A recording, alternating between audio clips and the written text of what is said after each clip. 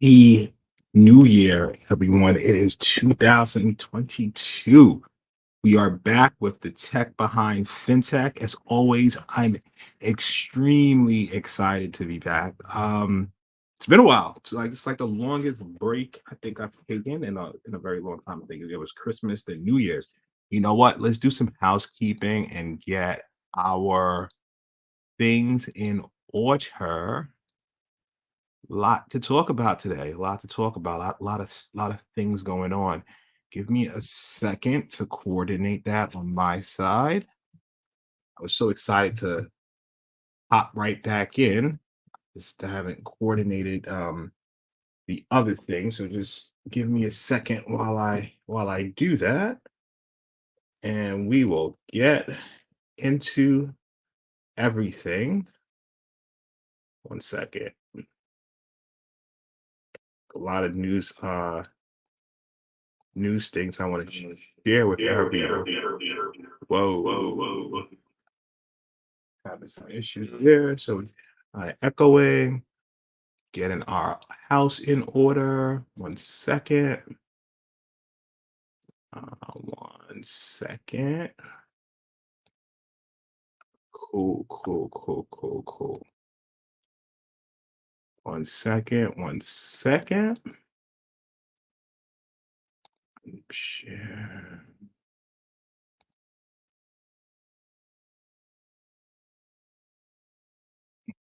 Strange. Give me one second, everyone. Sorry for delays. I was just kind of excited to be back. Okay, there we go. Loading that. And bingo. Beautiful. Let's start talking about the news. Yeah, early actually. So now we are back on. Let's hold up. A lot of different things to cover today. And we shall do it. So first, let's just say happy Friday. This is the Tech Behind FinTech. Let me take this off and talk to everyone first before we get into the news. I just want to set everything up. So we are the Tech Behind FinTech. I am the host, Nnamdi Osuagwu, CEO of Strategic Generation. The goal of the Tech Behind FinTech is to bring you the latest, like really, we always say the technology that powers the money. So we're going to talk about technology aspect of things. We're going to be bringing on a guest this year. Going to be diving into various topics. On the days that we do not have guests, mainly just going to cover the news of the week, some articles that we found interesting, and so forth. So today's one of those days. It's going to be a solo show, really a catch up. And like I said before, grateful to be here. We've been at this since fall 2020. So 2021 was like a full year of episodes. And I'm like I said, I can't say this enough, man. I'm just really happy to be back. So if you're out there and you are a viewer of the show and you are watching, drop a comment in, a happy Friday comment, a happy New Year comment. And without further ado, let's jump into the show. Okay, what are we talking about today? We add the PowerPoint. So look, if you follow crypto, everything is like basically down right now. It's like crazy. So let's talk about that. Let's just look at some prices. Let me look at some prices right now. So current prices, Bitcoin's at 42,000. It might go down in the 30s. Ethereum's at 3,209. Cardano, forget about it. It was like in the 200s. It's now, I mean, 200s. It was over $2. Now it's 123. Um, Mana and Decentraland is holding strong. They're 313. Polygon Matic is $2.13. So general things are down. Chainlink, for instance, is interestingly enough up 11%. So that's very interesting. But yeah, most things are down. So why is that happening? So let's see. This article right here. Basically, there was a Fed meeting in December. Some alarms are going off. Let's mute that.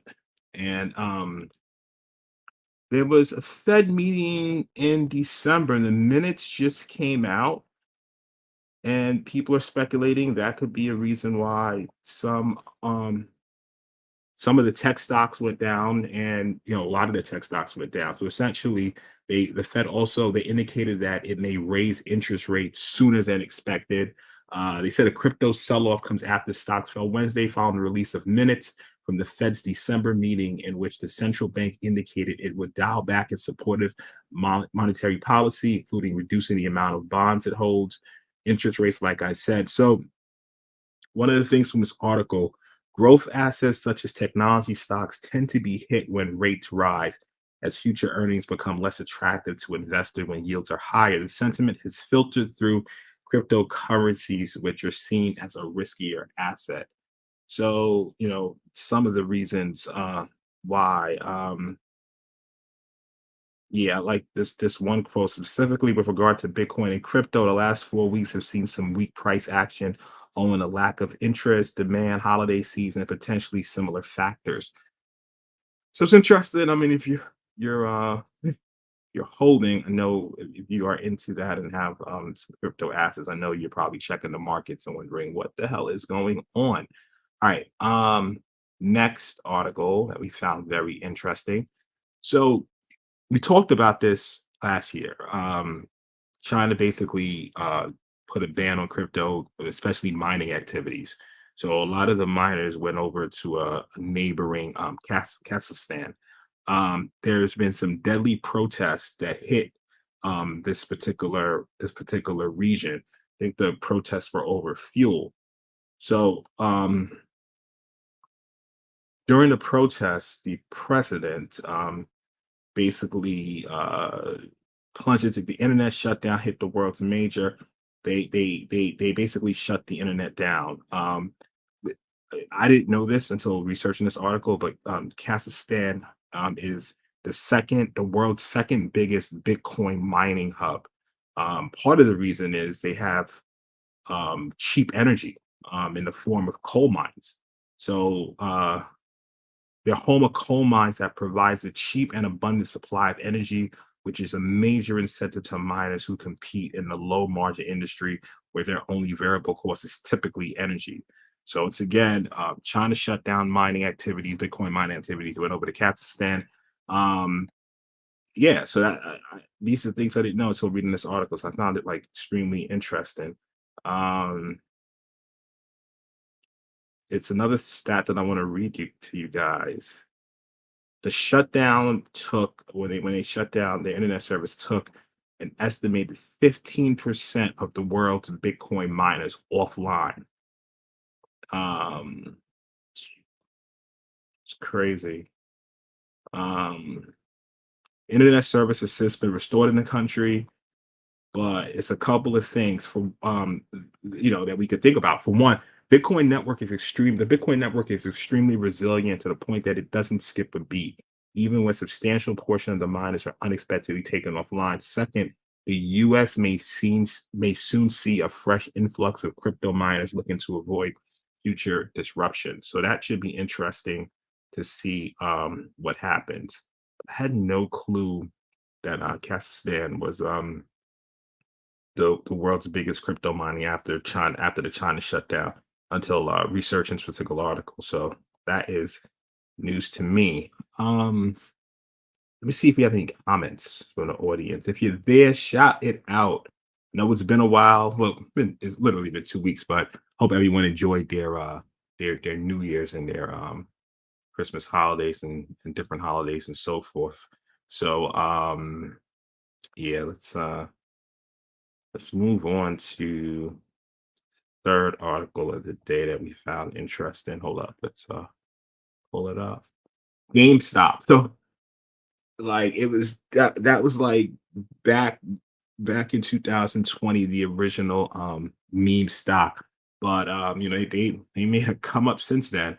Uh their their stock surged with reports that they're going to add an NFT marketplace to the platform. The video game retailers reportedly plan to build a division to trade gaming related NFTs and establish crypto partnerships. So, basically, non-fungible tokens. That's a unique, non-interchangeable unit of data stored in the blockchain. Think about artwork, think about different things that are unique. NFTs can be associated with reproducible digital files such as photos, videos, and so forth. We actually did a show on NFTs. It was a show that we did last year. Um, I'm gonna I'm gonna paste it in the comments and post it for see if I can paste it in the comments for you guys so you can see it going on. Why is it not allowing me to paste? All right, let's try this again. A second. I want to put it in the comments for you guys. All right, here we go. What I'll do, so on YouTube, we stream on YouTube, Facebook, Twitch, and so forth. So what I'll do is, for some reason, with this platform that we use, it doesn't shoot out to LinkedIn, but I'll show it on the screen right now. And just pause it. But when you look at this video again, you can just pause it and then go back. But we did if you do Tech Behind FinTech and search NFTs, you'll see probably our show that we did with my one of my guests, GOT. Love her. It's really cool. Really, her knowledge on the crypto markets is just real in depth. So that's a good show to watch if you want to learn more about NFTs. But back to this particular news article. So yeah, essentially they just hired 20 people for that division, which is going to be an online hub for buying, selling, and trading NFTs. So that should be interesting. Another thing corresponding. So there's a protocol LRC. It's a native token of the layer 2 protocol Loopring. It spiked 15% in the news. It's rumors that they're going to be a GameStop partner. I think in November when it was speculation, it rose also. It just rose again.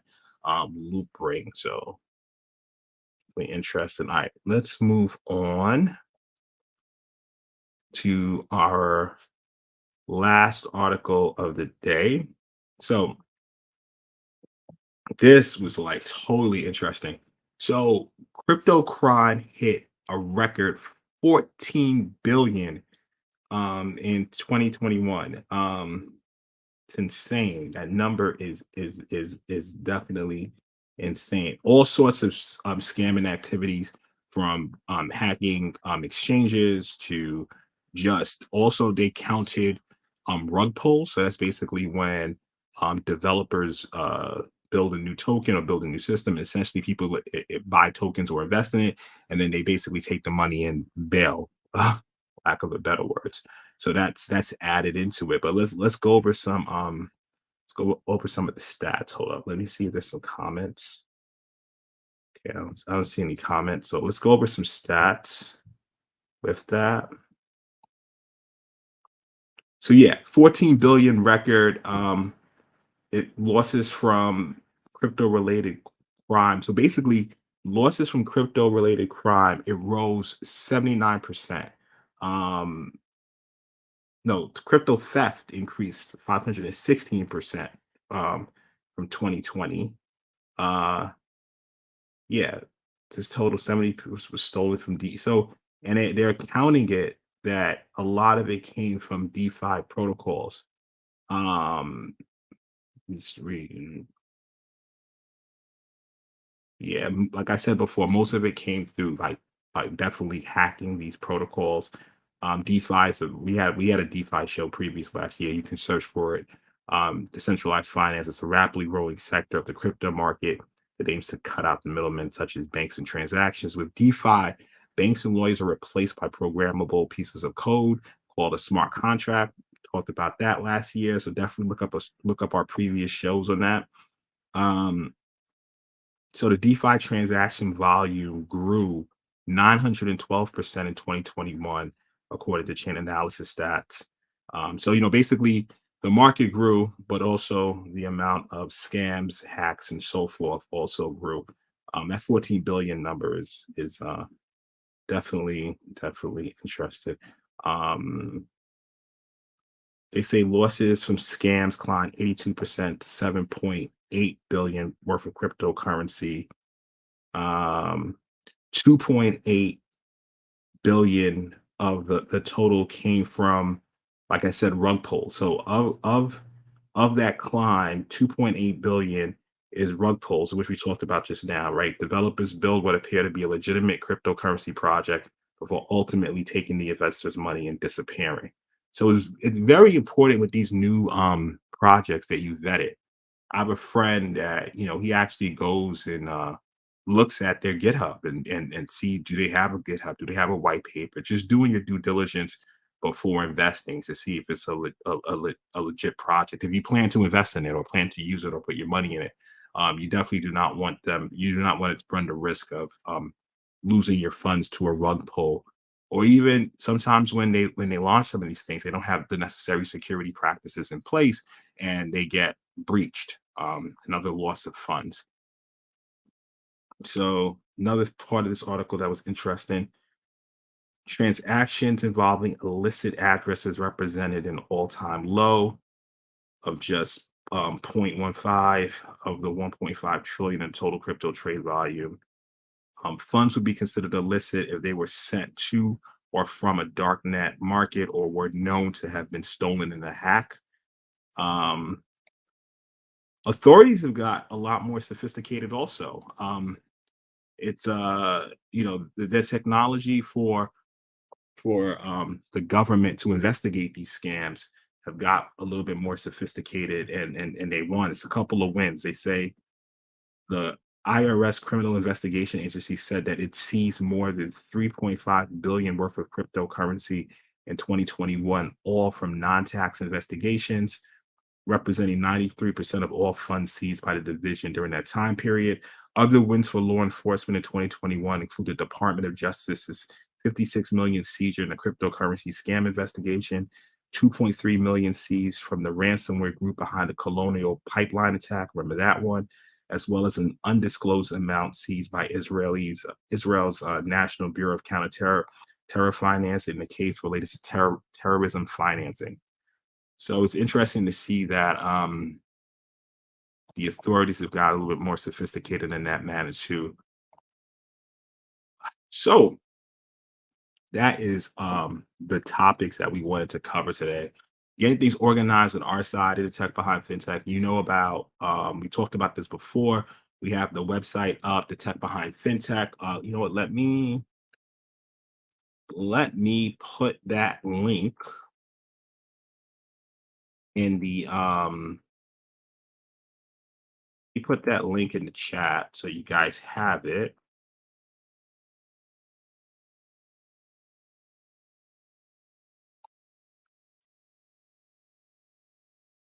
Give me a second. I'm putting it in the chat right now.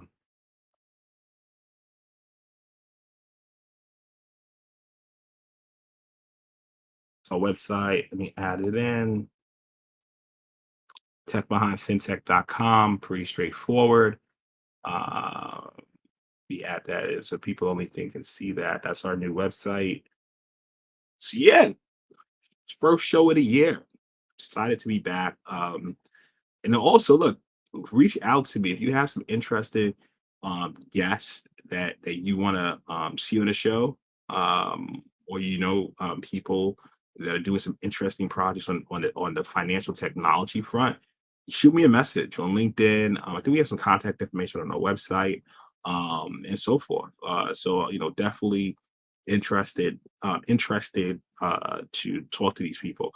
We're going to bring on our own guests, obviously, too, and looking forward to an exciting year, man. Like, it's so crazy. Like, I can't believe that we were doing it all through 2021 consistently. This is actually our 57th show. So we're not counting times when, during holidays we took breaks and so forth. The number is number 57. This is our 57th show. So can't wait. I mean, this year we're going to probably hit 100, and exciting times. And like I'm really I really can't wait to talk to some interesting guests, man. There's a couple of like technologies that I would like to explore and bring on experts there and dive into. So it should be definitely interesting. As always, thank you very much for your time today. I mean, whether you're gonna watch, whether you're watching it live, whether you're watching this on replay a week from now, a year from now, I always appreciate the viewership and the community that we are building. So thanks again. That concludes our show for today. And I will see you next week, same time, same bat channel at 12 p.m. All right, cheers. Have a great weekend. Thanks for your time. Let me put this other banner up. Our thank you banner in the background. And I am out. Have a good weekend, guys. Take care. Cheers.